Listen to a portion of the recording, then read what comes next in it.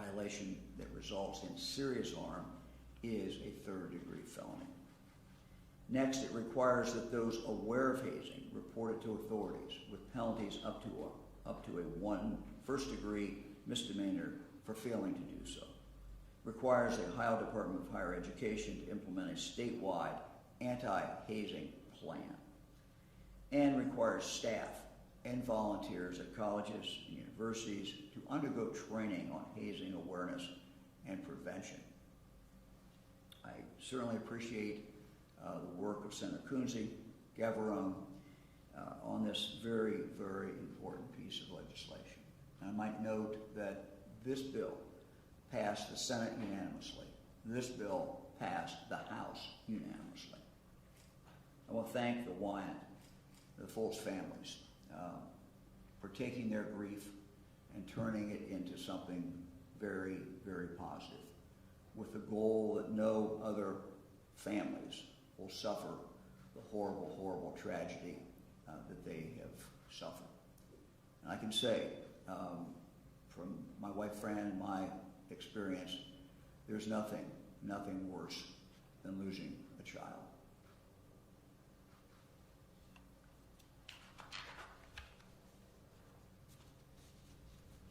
Before we have the other speakers, just a couple other comments.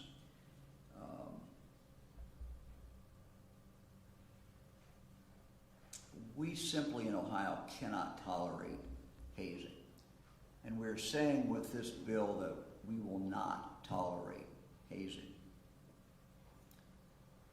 This is really a question of culture. And for decades, the culture of hazing has been accepted as something that is tolerated. This bill says that going forward, hazing in the state of Ohio is simply not tolerated. Culture, as we know, is the hardest thing to change. This culture has been around. The culture of hazing has been around for a long, long, long time. But the law can be a teacher. The law expresses the standards by which we expect people to live. The law expresses what is good. The law also can express what we simply do not tolerate. And this law, when I sign it in a moment, will say we do not tolerate this in the state of Ohio. We can't wait to get serious about this until we lose another child, until we lose another college student. The nature of life is that we sometimes only get serious about things when there is a great, great tragedy. And so we say with this law today that we're not only going to get serious when there's a death, we're going to get serious and say that hazing is wrong when there's no deaths, when everyone wakes up the next morning. That still is wrong. This bill casts a pretty wide net of those who will be responsible for hazing, and for those individuals who participate in hazing, even when no one ultimately dies. Let me now turn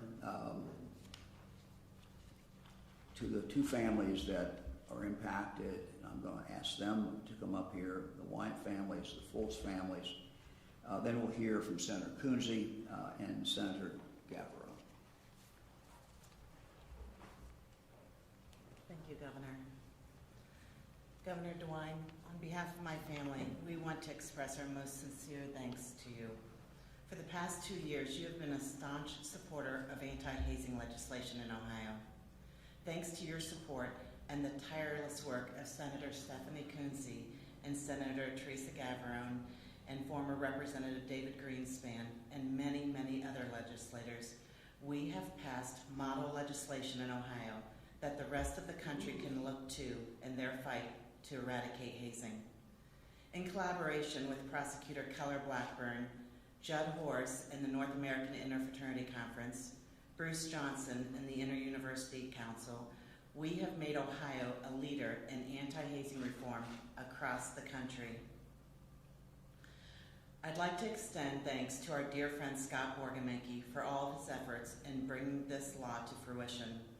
I'm also eternally grateful to John Hazley, who has spent countless hours over the past 2 years teaching me, coaching me, and guiding me every step of the way.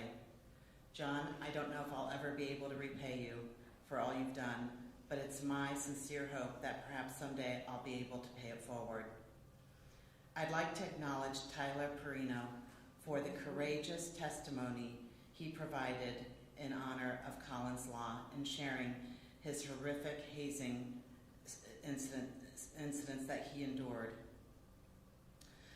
I'd also like to thank Sherry and Corey Foltz and their family for the heartfelt testimony that they provided for Collin's law and sharing the story of the hazing death of their sweet son, Stone Foltz.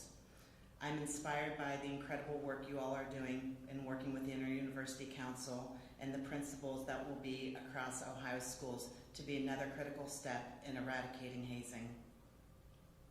I recognize that we would not have come this far had it not been for the exceptional media coverage that shed light on the dangers of hazing, starting 2 years ago with the work of Tara Morgan and since then many other fine journalists, and especially the Columbus Dispatch and their awe-inspiring team of Sheridan Hendricks, Mike Wagner, and Lucas Sullivan with their production of the Broken Pledge podcast. Through this, they brought to life with great clarity and vivid detail the horrors of hazing in hopes of saving another family from the tragic loss our families experienced. Most importantly, I want to thank my family, Wade, Austin, Olivia, Aiden, and Ava. The relentless support you've given me over the past 2 years gave me the stamina I needed to keep going. I know each of you made sacrifices so I could work on Collin's law, and yet you never once complained. You only continued to encourage me. You believed in me, and that is all I needed. A few days after Collin died, our family gathered around the kitchen table to write his obituary. The first thing my children said had to be in it was that Collin always stood up for the underdog. Collin was a protector by nature. I can think of no greater way to honor him than a law in his name designed for the sole purpose of protecting others. Collin, I know you're watching, and I hope we made you proud.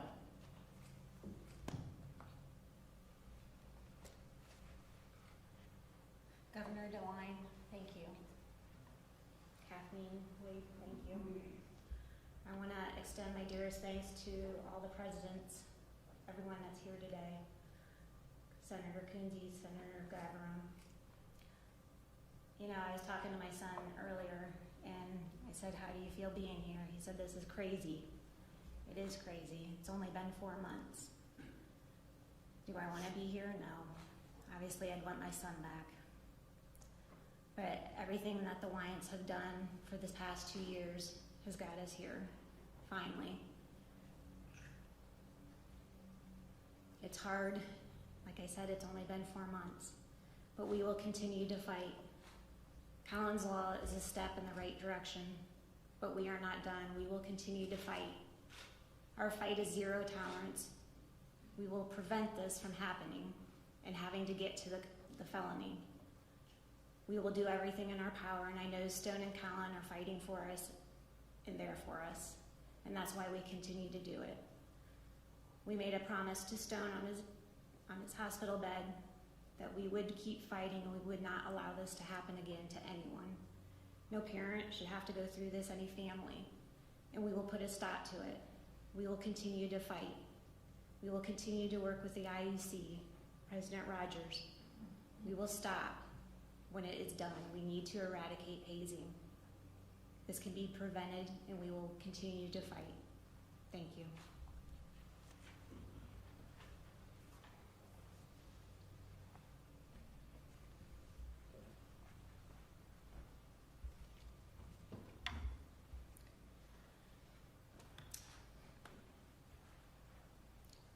I just have a couple quick comments today. I'm so grateful for the Wyatt family, for the Foltz family, and for Tyler Perino. I mentioned in my floor speech I was also grateful for the great media coverage that this law has received, and I'm very grateful to be standing here with our Chancellor, our Governor, our members of the House that have worked on this. Representative Greenspan, thank you very much for your leadership over the past almost 3 years now on this bill. And I believe as much as we celebrate, and I use that word in a very, not in a joyous sort of a way, but we do celebrate the passage of this law, but we also recognize and mourn the incredible loss that has brought us to this point today. It is truly the love of family and the heart of a mother who championed this legislation, why we are standing here today. And Ohioans are grateful, Kathleen, for your unwavering mission to not only change Ohio law, but to truly change a culture on our college campuses for all of our young adults to aspire to have a bright future. The governor kind of mentioned it, but I liken this to beauty for ashes. So thank you.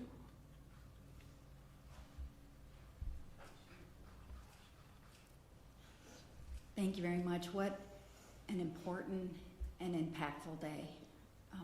To see Senate Bill 126, Collin's Law, being signed into law by Governor DeWine. I can't begin to tell you how important this legislation is. I remember last November, I believe it was, listening in Education Committee to then Representative Greenspan and to the Wyatt family, and hearing the story of Collin Wyatt. And it was shocking and devastating, and unfortunately we just ran out of time in lame duck. And then this march. There are times when you will never forget where you were when you heard this news.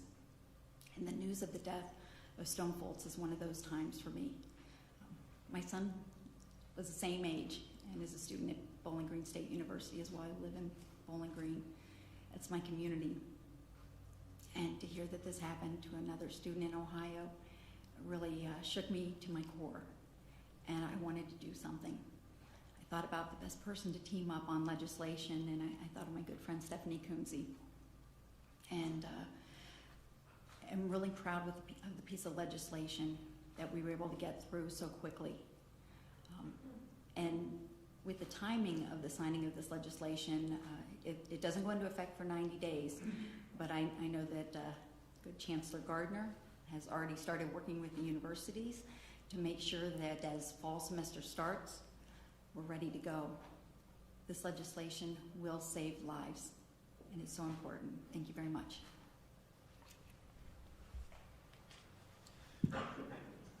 So now we'll sign Collin's Law.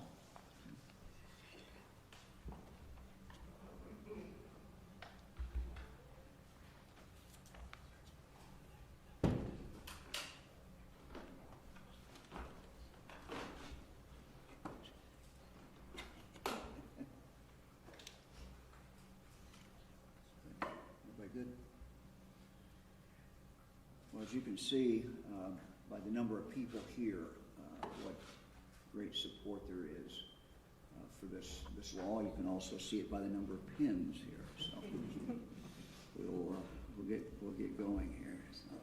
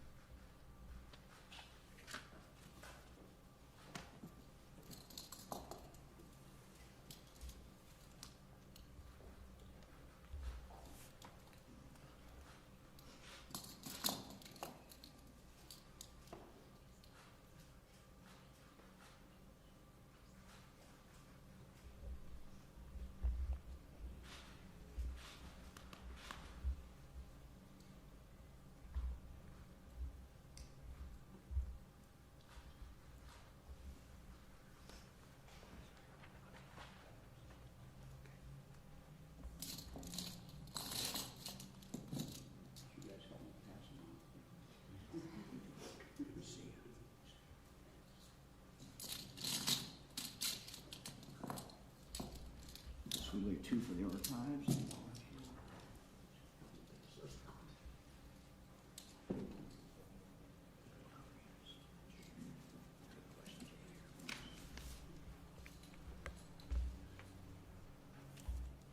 Any questions? Governor, can you talk a little bit about the importance of having this done so quickly? And have you heard from families expressing their gratitude that this could save their son or daughter's life? Yeah, you know, Fran, I've sent 8 children to college and a number of grandchildren. And when you send a child to college, there's always great apprehension and there's joy, I guess, but also they're moving on with their life, but also a great concern. So I think anyone who sends their child to college should expect that hazing is just not part of that experience. And I think that's what really this bill is saying. We're just not tolerating this. And it's not just when someone dies. This bill reaches out and holds people responsible. And if, hazing occurs and there's no permanent injury and it still is a crime. And that's the message we want to get across today. It is truly a zero tolerance. Anybody else? Governor, how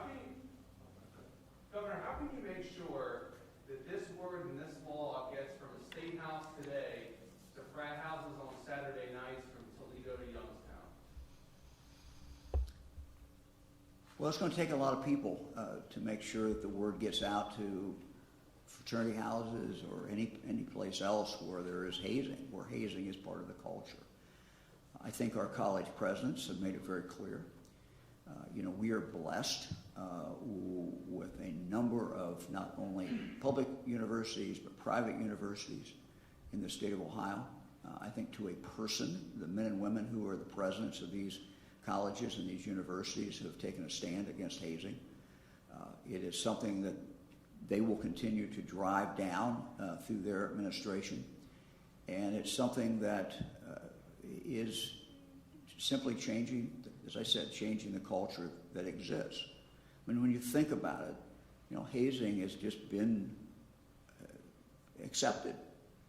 And, it's something that after it occurs, as long as no one dies, everyone, people kind of laugh and say, oh, well, that's just the way it is. What we're saying today is that's not just the way it is. And that's not acceptable anymore. Governor, or to the university heads that are here, this bill obviously goes into effect in October. Students will be back before then. How do you make sure that they're safe when every weekend could bring its own risk leading up to this bill going into effect? Whoever wants to take it. One of the things that we have done in the past is that we have a very stringent anti-hazing policy in our university. And that affects not just the fraternities and sororities, but the athletic teams and all of the student organizations. So we just don't tolerate hazing at Ohio University. We've also developed training programs. We've put in place a code of conduct that informs students as to the proper choices they should be making. And we also have developed all kinds of programs for the sorority, all the student leaders, to make sure that they understand that it will not be tolerated. I might add at Bowling Green, and appreciate the leadership of the governor and the senators and representatives here, but the chancellor even this morning talked about immediately beginning to ensure that each of us at the institutions in Ohio are doing all we can do to do even more education. And so at Bowling Green, we've had a presidential task force this past spring that have been working on a variety of additional recommendations. We've had outside consultants come in and provide some additional advice, looking, of course, at best practices. We felt we were doing a very good job at this historically, and but we need to step it up even more in terms of education. And so beginning this fall, all fraternities and sororities have to go through a recommitment plan that includes additional education and training. But I think, and the governor mentioned this, the bringing additional eyes to this issue too, of having responsibility to those that may be aware that hazing is going on, but now there is a absolute responsibility to report that. And so we believe that that will also bring additional structure into the community to make sure that hazing is eradicated. Thank you. Governor, Sherry Foltz talked about taking next steps. What advice would you give university officials when a Greek organization gets in trouble and there's pressure from someone who used to be in a fraternity or sorority years ago, and they've done well in life and they write checks and give big donations to the universities? How would you what would you advise them? How would you handle those conversations with that pressure? Well, I try not to advise college presidents on too many things. But I think we have a shared commitment to change the culture.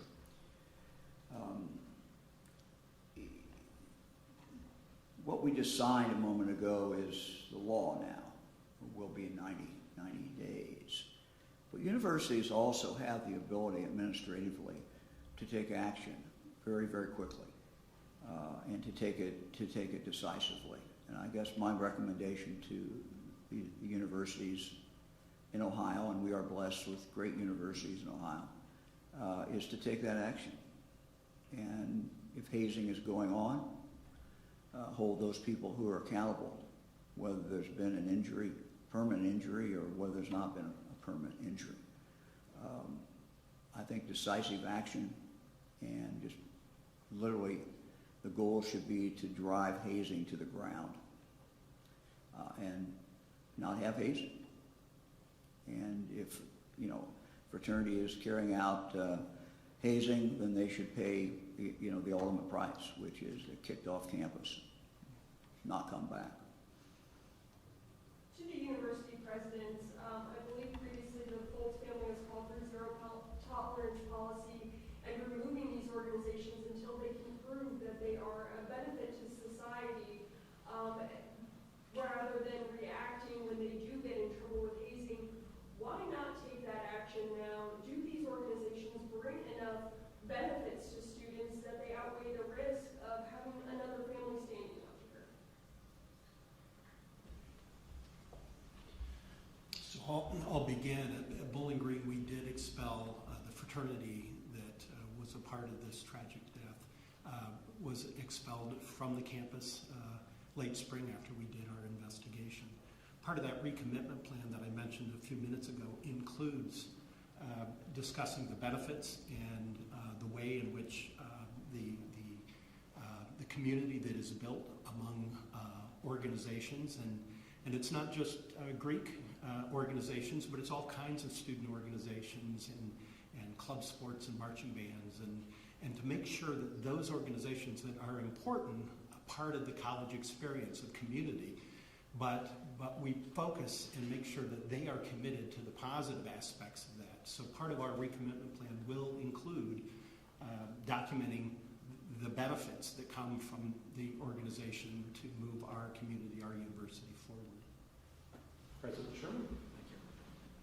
So one of the things that we've done is we've developed a scorecard of any kind of reported behavior for the different student organizations or fraternities and sororities.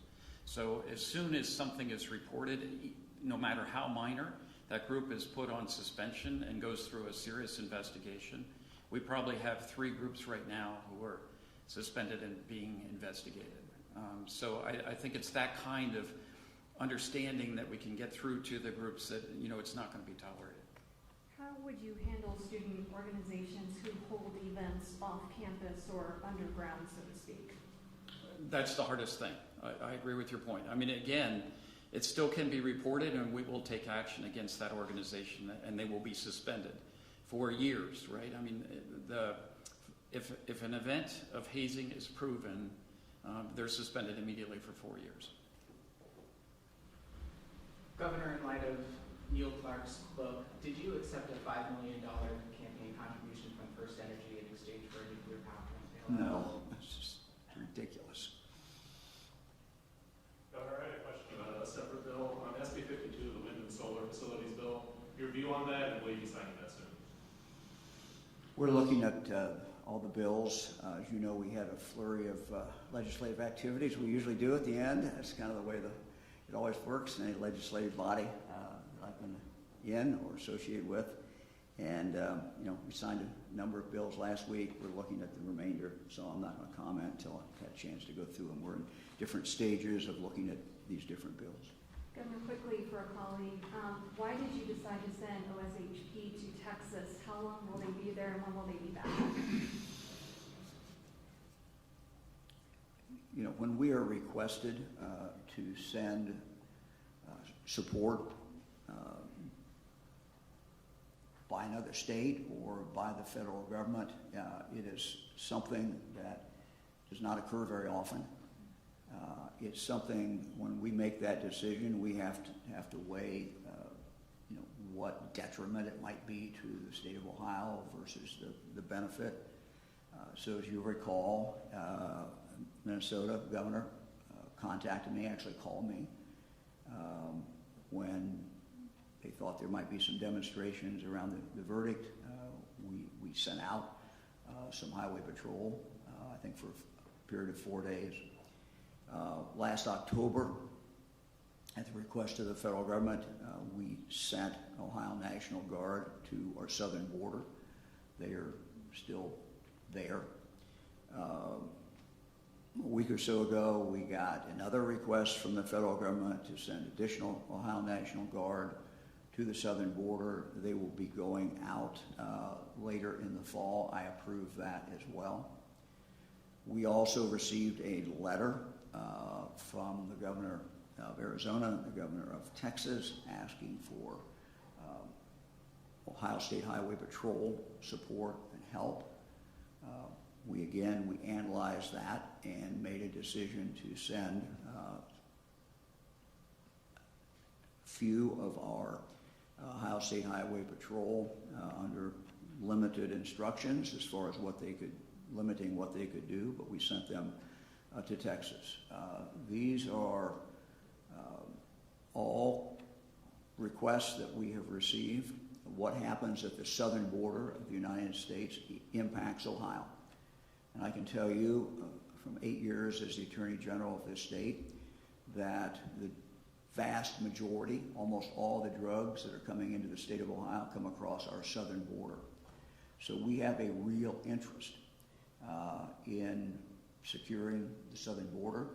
We were asked to play a small part in doing that, and I said yes. I think it's in Ohio's interest to do that. Thank you. I think it's the right thing to do. Governor, back to Collin's law. If hazing does continue throughout the next semester, will there be any talks about expelling Greek life from the state of Ohio permanently? Well, this is a decision made at the university level. I think that when you see hazing and when, it continues, it does raise a question that a university has to ask itself: is the benefit of Greek life, does that benefit exceed what's the risk? And I think every university has to make that decision. And I'm not going to tell them what decision that is. But that really is ultimately the question, I think. So we have an opportunity now.